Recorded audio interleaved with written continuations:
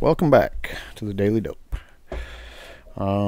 So call it clickbait if you want, but this is a story. I mean, when I seen it, I'm like, okay, because I know the context. Like, this isn't just like he just came out of the blue and started talking about this shit. Trump wants death penalty for drug dealers, report says. This is from an Axios source that reported it, but I'm going to read Tom Angel's story about this because he tells you about that context that I'm talking about, rewinds it back to the beginning, and tells you about all the hyperbolic rhetoric about killing drug dealers that Trump has pushed in his own weird ways throughout his administration. So I'm going to start out by reading this article here. And real quick, I just want to say thanks to Tom Angel again. And if I wasn't such a poor person, I would probably give him a bunch of money somehow, or Patreon, become a Patreon.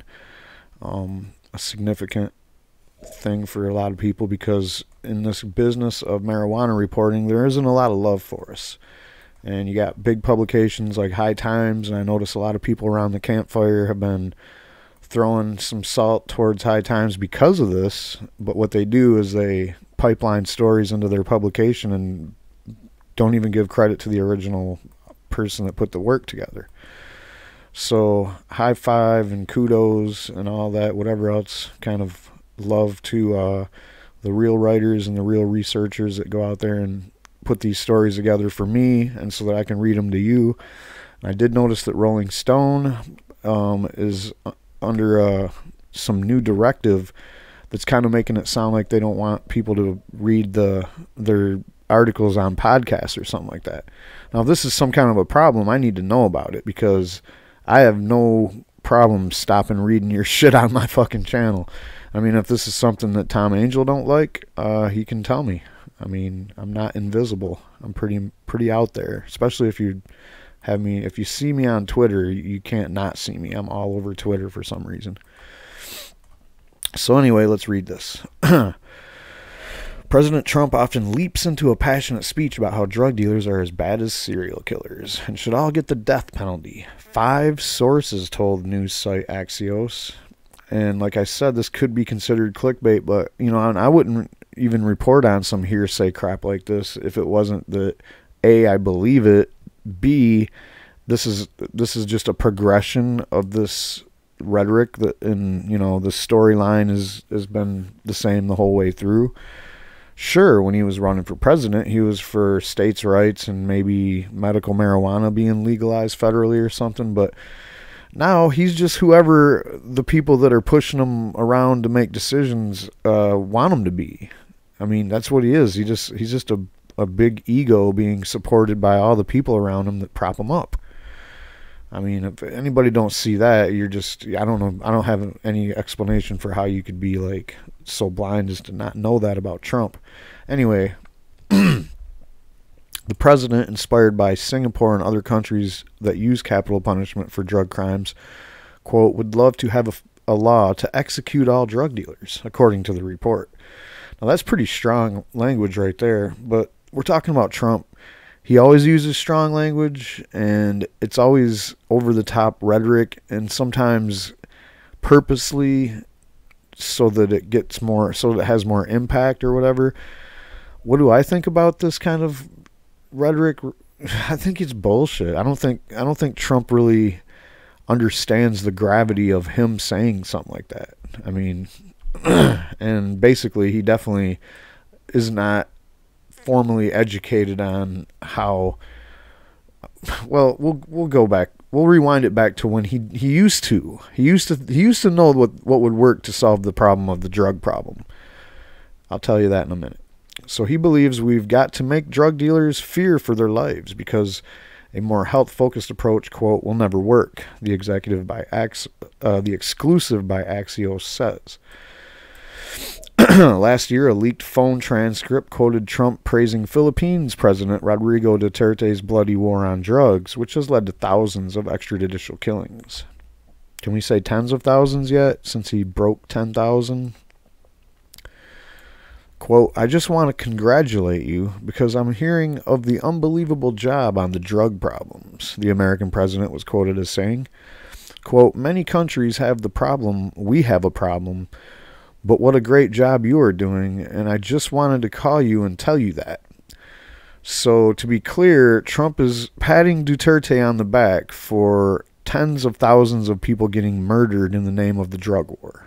And these extrajudicial killings are basically, you know, anybody's guess as to how many of them are actually related to this drug dealing and whatever. But we do know that Rodrigo's son was caught up in a conspiracy, or not a conspiracy, but a scandal where he was caught selling the most crystal meth, which is the drug that they have the most problem with.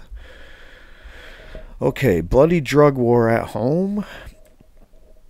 In recent weeks, Trump has delivered a series of curious comments about his vision for the U.S.'s domestic drug enforcement policies. At a signing ceremony for a bill providing drug screening technology to Border Patrol agents, he ominously suggested that he has a solution to the drug problems in mind that he's not sure the country is ready for yet. Let's run that. We're going to sign this, and it's a step, and it feels like a very giant step, but unfortunately it's not going to be a giant step because no matter what you do, this is something that keeps pouring in, and we're going to find the answer. There is an answer. I think I actually know the answer, but I'm not sure the country is ready for it yet. Does anybody know what I mean? I think so, huh? Okay, folks.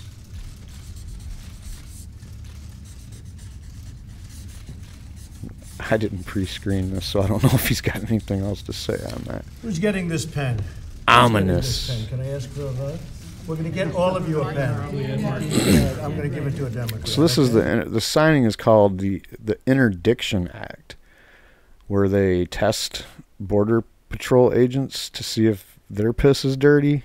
I mean, we know that the drug war absolutely corrupts everything that it touches, so no surprise that border agents are just as corrupt as fucking DEA agents or whatever, you know. At a separate event last month, he said that other countries respond to drug issues with, quote, very, very tough measures, adding, we don't. We're not prepared to do that, I guess, they say, as a country. Yeah, we believe in the rule of law and fairness, and we have this thing called cruel and unusual punishment. I think that's in the Constitution or the Bill of Rights or somewhere in there. It's supposed to protect us against like ridiculous overpunishment. I would argue that any death penalty, any time the state is given the power to kill its own citizens, there's something wrong. And the death penalty, we'll start there. That's fucked up. I think the death penalty is way wrong. I've never been for it in any situation or circumstance. And furthermore, just killing drug dealers, what the fuck do you think that's going to do? That's like a game of whack-a-mole, only a lethal one. You're already playing whack-a-mole and you haven't won. You've been playing it for fucking 80 years with marijuana.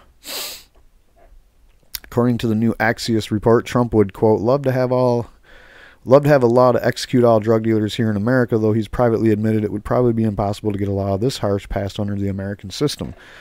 You are correct there, sir. And don't try being a dictator, because that's not going to work out for you. During his State of the Union address last month, the president pledged to get, quote, much tougher on drug dealers and pushers. And I didn't cover that one because there was only a couple of quotes in there that was really kind of worth it. He's talking about the open borders, and it was basically just to kind of boister support for his wall that he thinks is going to stop the drugs from coming in or whatever. So whatever. Anyway, Trump used to support legalization. So like I said, he flip-flopped, and in a bad way. That's usually what happens when you go from being a private citizen to a politician.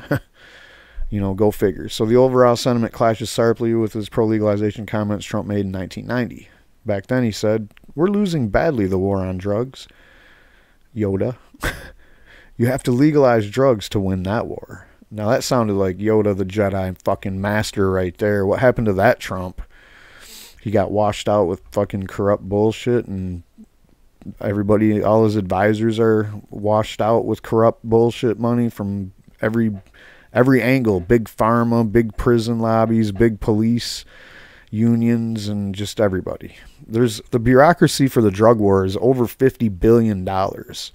So you think there's a reason for Trump to change his mind on that? Yeah. Quote, you have to take the profit away from the drug czars. What I'd like to do, maybe by bringing it up, because enough controversy that you get into a dialogue on the issue of drugs so people will start to realize that this is the only answer. There is no other answer.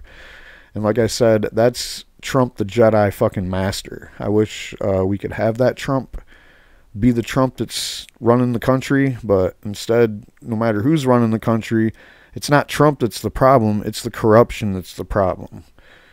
And that's why Obama didn't fucking do anything when he had a Democratic Congress and a Senate, and the Supreme Court was pretty much left enough to let him do whatever he wanted. And he didn't do shit about weed. Didn't do shit about the drug war overall.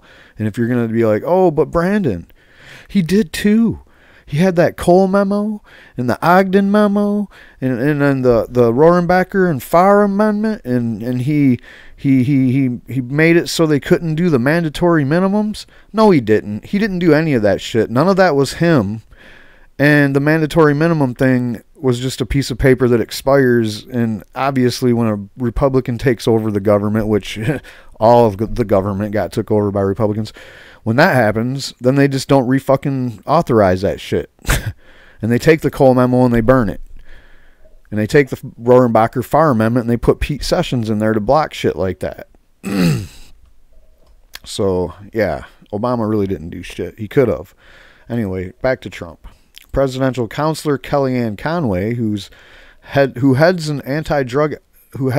up anti-drug efforts for the administration, told Axios that Trump, quote, makes a distinction between those that are languishing in prison for low-level drug offenses and kingpins hauling thousands of lethal doses of fentanyl into communities. Really? Well, one of them looks like someone that shouldn't be in prison, and the other one looks like a bunch of fucking doctors and pharmacists. They are responsible for many casualties in a single weekend. Expert policy announcement, quote, in the not too distant future on the administration's plans to, quote, get tough on drug traffickers and pharmaceutical companies, Axios added. And I'm going to add one more time that even though I might talk shit about the doctors and the pharmacists and all that shit, and the reason why the opioid problem is so bad is because of that, I'm not for fucking Trump ramping up some kind of drug war and going after him. Now, what I understand is that he's trying to schedule one fentanyl, which I don't have a problem with, but he's trying to emergency schedule one, a whole handful of opioids, thinking, you know, okay, we're going to go after these doctors and we're going to, you know, clamp down on this shit and we're going to crush it, and it's going to be ugly. And meanwhile, also, we have Hickenlooper lately talking about, you know, the way he's talking, it sounds like there's an impending bust coming up that he might even know about, that he's just kind of like, oh, you know, we don't know what's going to happen, but I think he's going to do something. So we're about to find out, guys. I think we're about to find out where all this is leading. And all it can do is get everybody that's fucking trying to legalize very much more pissed off. Everybody that's trying to decriminalize and get rid of the drug war altogether, not just with weed. Those people are going to get more entrenched. The people that are going to want to join them movements is going to grow. And yeah, man, the pushback is going to be, I hate to say it, but this is like the closest thing to a revolutionary that I can think of. You're pushing back against logic, and your corrupt bullshit is basically impeding on real solutions to real problems. So I don't really have much else to say about this report. Like I said, I'm not sure how serious I take it or how much of a big deal it is, so don't flame me up for fucking clickbaiting you into it. I really don't care. But, you know, I felt like it was something that, in case you haven't heard yet, you know, or don't really understand where Trump is. I mean, that fucking phone call to Duterte was enough for me, man. Like, what the fuck's wrong with this guy? So that's all I got. Hit the subscribe button if you want to check out some more shit like this. And yeah, have a good one.